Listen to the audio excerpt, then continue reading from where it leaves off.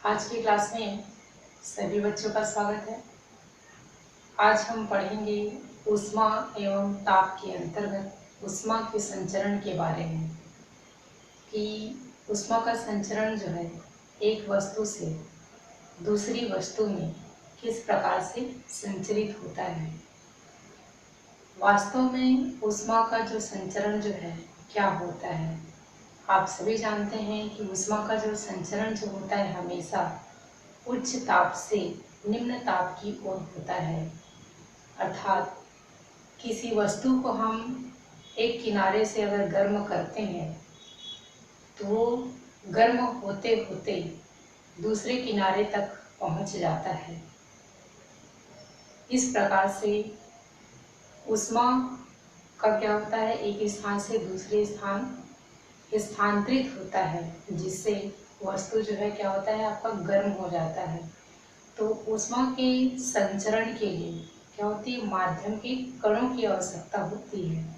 अर्थात कण जो है ऊर्जा को एक स्थान से दूसरे स्थान तक क्या करते हैं, पहुंचाने का काम जो है करते हैं। तो आइए देखते हैं ऊष्मा के संचरण के बारे में। तो ऊष्मा का जो संचरण जो होता है वो 3 प्रकार से होता है। पहला जो प्रकार जो होता है चालन, दूसरा जो होता है आपका संवहन, और तीसरा जो प्रकार जो है विकिरण। तो आइए हम सबसे पहले स्टार्ट करते हैं चालन के बारे में। तो वास्तव में चालन जो है क्या होता है, तो इसे हम समझते हैं।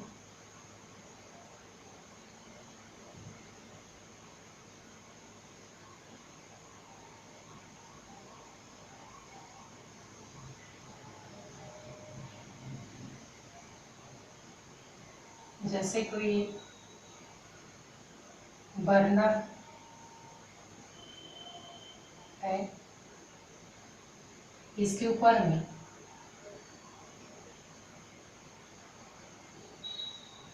एक पात्र रखते हैं,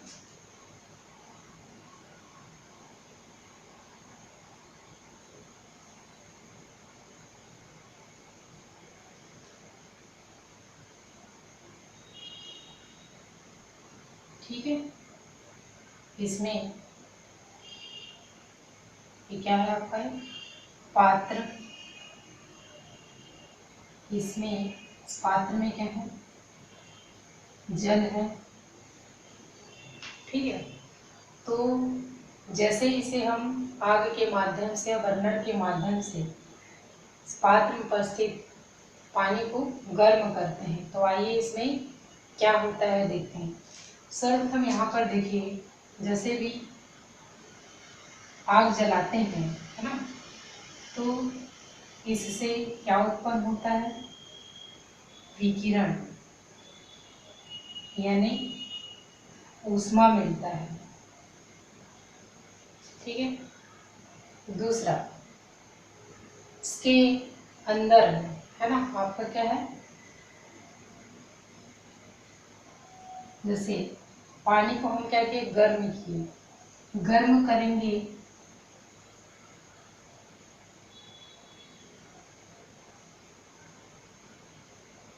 तो गर्म करेंगे तो क्या होगा, जो पात्र के नीचे वाला जो भाग होता है वहाँ का पानी क्या हो जाएगा, गर्म हो जाएगा, और गर्म होने के कारण से क्या हो जाएगा, वो ऊपर की ओर चला जाएगा, और ऊपर का जो पानी है ना, जो कि भारी रहता है, वो नीचे तली में आने लगेगा।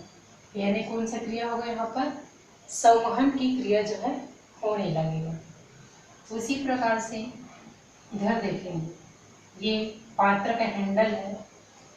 जैसे हम इस पात्र को यहाँ से हम गर्म कर रहे हैं, तो गर्म करेंगे तो क्या होगा, इस हैंडल के माध्यम से ऊष्मा का क्या होगा, चालन होगा, यानी कि ये हैंडल भी क्या हो जाएगा, गर्म हो जाएगा। तो इसको कहते हैं क्या, चालन की क्रिया।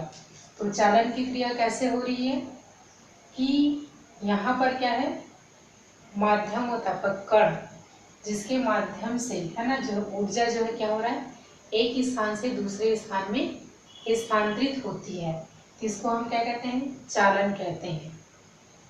और संवहन में आपका क्या हो रहा है, जैसे हम पानी को हम गर्म करते हैं तो पात्र के नीचे जो स्थित जो जल जो होता है वो क्या होता है, शीघ्रता से ऊष्मा मिलने पर क्या होता है, शीघ्रता से गर्म हो जाता है। तो ये गर्म पानी ऊपर चला जाता है और ठंडा पानी जो है नीचे की ओर आने लगता है। इस प्रकार से यहाँ पर क्या हो रहा है, संवहन होता है, संवहन की क्रिया होती है। विकिरण आप जान गए कि यहाँ से हम बर्नर या आग जलाते हैं तो इससे मतलब क्या निकलती है, ऊष्मा का विकिरण निकलता है। ऊष्मा जो रहता है ना विकिरण के रूप में आपको निकलता है, जिससे आपका पानी जो है क्या होता है, आपका गर्म होता है। ठीक है, आइए हम इसे कुछ प्रयोगों के माध्यम से और इसे समझेंगे। तो सबसे पहले इसके अंतर्गत हम देखते हैं फर्स्ट पॉइंट, चालन के बारे में। चालन के लिए कुछ आपके पाठ्य पुस्तक में प्रयोग दिया गया है, जैसे कि यहाँ पर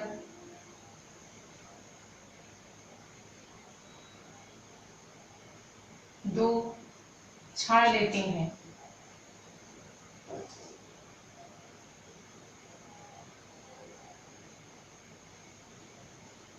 एक क्षण में मोमबत्ती के माध्यम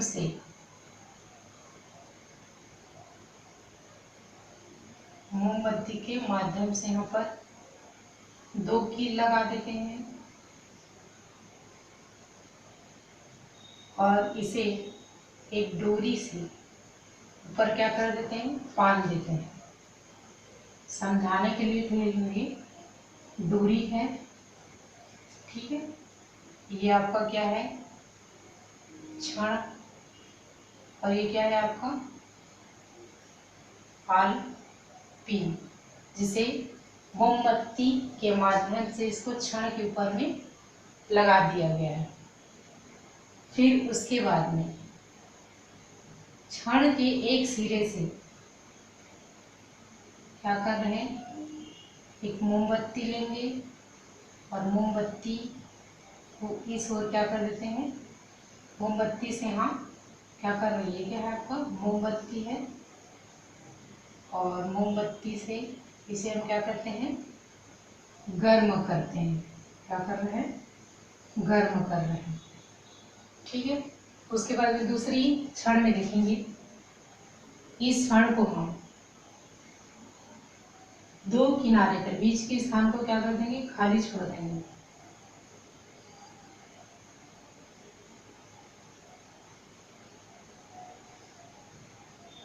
इसके दोनों किनारे पर मोमबत्ती के माध्यम से दो आल पिन दोनों किनारे पर लगाते हैं।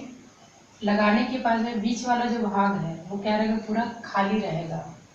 तो इस खाली वाले स्थान को हम है ना एक डोरी से क्या कर देंगे, उसे बांध देंगे। डोरी या फिर तार से आप बांध सकते हैं इसको। और उसके पश्चात में बीच वाले भाग पर एक मोमबत्ती लगा देते हैं। ठीक है, मोमबत्ती लगाने पर ठीक है, अब देखेंगे दोनों स्थितियां, तब इसका इन दोनों चित्रों का आप अवलोकन कर सकते हैं। जैसे कि पहला जो चित्र है ना, इसका जब आप अवलोकन करेंगे तो आप देखेंगे कि इसमें है ना, इस क्षण में क्या हो रहा है, मोमबत्ती जो है क्षण के एक किनारे पर लगा हुआ है और दूसरे किनारे पर क्या है, एक मोमबत्ती लगा हुआ है ना।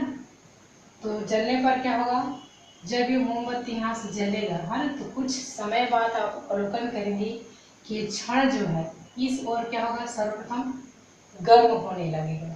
गर्म होने से आप देखेंगे तो इधर का ताप क्या है, अधिक है, अधिक बोले तो उच्च, ठीक है। और इधर क्या है, निम्न। तो यहाँ पर जैसे ही आप इस सिरों को आप गर्म करते जाएंगे तो ये धीरे धीरे क्या होगा, आगे की ओर बढ़ता जाएगा और एक स्थिति आएगा कि ये मोमबत्ती तक पहुँच जाएगा। पहुँचने के बाद में है ना, यहाँ पर क्या लगा हुआ है, मोमबत्ती लगा हुआ है। तो ये मोमबत्ती क्या होगा, पिघल जाएगा, जिससे आलपिन क्या हो जाएगा, निकल जाएगा। उसी प्रकार से ये जो है फिर दूसरे पिन तक जाएगा और ये मोमबत्ती पिघलेगा और यह भी पिन जो है क्या होगा, नीचे की ओर गिर जाएगा। ये कहने का तात्पर्य क्या है, इस प्रयोग से आपको क्या पता चल रहा है कि उच्च ताप से निम्न ताप की ओर ऊष्मा का क्या हो रहा है, संचरण हो रहा है। तो ये क्या है, आपका चालन है। दूसरे एग्जाम्पल में भी आप समझ सकते हैं, जैसे कि क्षण में क्या किए हैं, दोनों किनारे पर दो दो आलपिन लगाए हैं और बीच से एक तार के माध्यम से इसको क्या कर दिए हैं, लटका दिए हैं। बीच वाले भाग में मोमबत्ती लगा देंगे और ये जो है जब जलना जब प्रारंभ करेगा तो ये क्या होगा, यहाँ पर यहाँ का ताप क्या हो जाएगा, उच्च हो जाएगा। फिर इसका ताप का संचरण देखिए दोनों तरफ होगा क्योंकि बीच से है,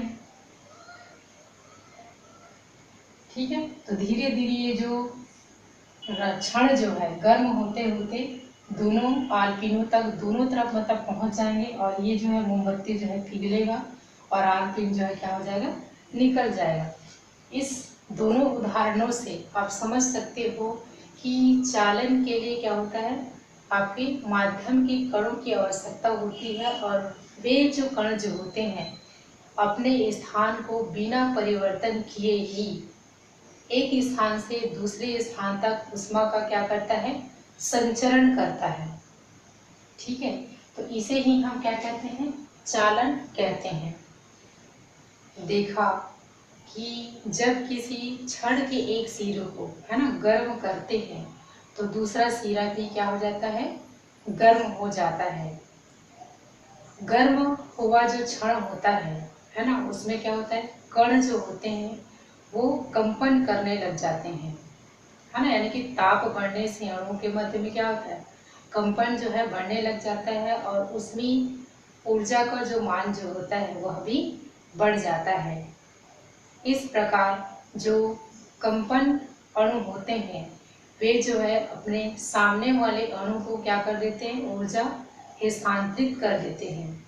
इस प्रकार से ऊर्जा जो है एक स्थान से दूसरे स्थान तक क्या होता है, स्थानांतरित होता है, जिसे हम क्या कहते हैं, चालन कहते हैं। चालन द्वारा ऊष्मा प्रवाह की जो दर होती है ना, उसको हम क्या कहते हैं, ऊष्मीय चालकता कहते हैं। और ऊष्मीय जो चालकता जो होती है ना, वो जो है पदार्थ की प्रकृति पर निर्भर होती है और यह जो है कितने प्रकार का होता है, 3 प्रकार का होता है। तो आइए इसे देखते हैं। पहला जो है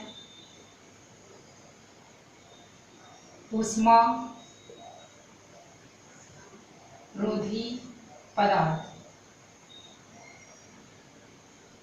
इसके अंतर्गत है ना, इसमें क्या होता है, ऊष्मा का संचरण नहीं होने देते, है ना। तो ऐसे पदार्थों को क्या बोलते हैं, ऊष्मारोधी पदार्थ कहते हैं। इसमें उदाहरण है आपका एबोनाइट। क्या है उदाहरण, एबोनाइट। दूसरा जो प्रकार जो होता है वो क्या है आपका, उच्चालक। इसमें ऊष्मा का जो संचरण है वो आसानी से नहीं होने देती। तो इसमें आपका उदाहरण है कांच और लकड़ी, जिसमें ऊष्मा का क्या होता है, संचरण आसानी से नहीं होने देते हैं, इसे हम उचालक कहते हैं। थर्ड देखेंगे चालक। इसमें चालक के अंतर्गत है ना, इसमें क्या हो रहा है आपका ऊष्मा का जो संचरण है वो आसानी से होता है, जिसे हम चालक कहते हैं। जैसे इसके लिए आपका उदाहरण है जल और धातु, जिसमें ऊष्मा का संचरण जो है आसानी से होता है। इस प्रकार से है ना, चालक जो है होता क्या है आपका कि कण के माध्यम से है ना, एक कण जो है दूसरे कण को क्या देता है, ऊर्जा प्रदान करता है, यानी कि ऊर्जा का उच्च ताप से निम्न ताप की ओर क्या हो रहा है, स्थानांतरण होता है। धन्यवाद।